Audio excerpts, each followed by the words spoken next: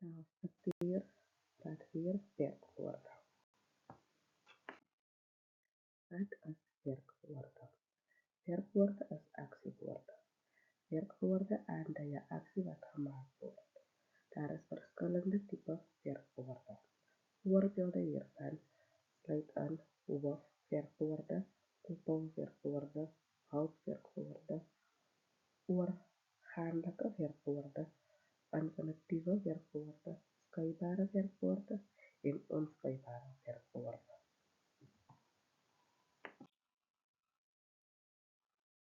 Doelwit.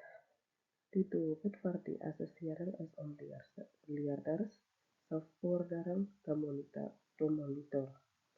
Die doelwit is om te kyk of leerders werkwoorde uit 'n sin kan kies en of leerders voorbeelde kan gee oor verskillende tipe werkwoorde.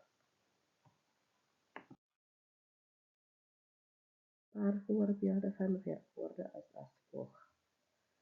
Twee kindertjies loop in 'n prent, mama en papa vat boetie en sussie op 'n stapie. Die prentjie neem die drie jong vriende.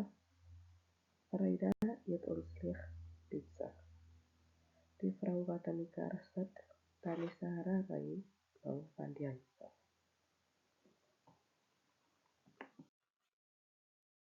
Assesserings vir werkwoorde. Afdeling A. Leerders sal getoets word op hulle vermoë om 'n prent te lees en 'n sin daaruit te maak. Afdeling B. Leerders sal getoets word op hulle kennis van die verskillende soorte werkwoorde wat daar is, deur twee voorbeelde te noem. Afdeling C. Leerders word gevra om sinne te maak uit werkwoorde wat gegee word. Afdeling D.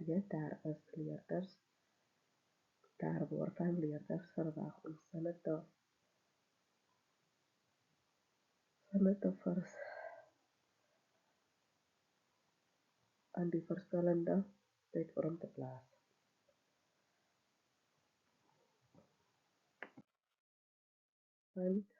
Punte leiding. Vir afdeling A die totaalpunte 10. 'n punt vir korrekte lesing van foto, 'n punt vir 'n sin oor die werkwoord.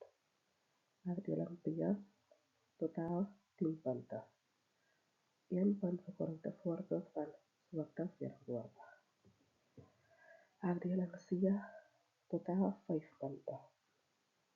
1 punt vir korrekte gebruik maak van werkwoorde in die sin. Afdeling D 10 punte. 1 punt vir sin in korrekte tydvorm. Afsluiting.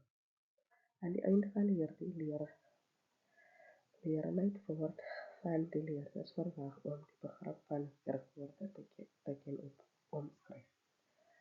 Daar word ook van hulle verwag om gepaste voorbeelde van werkwoorde te verskaf.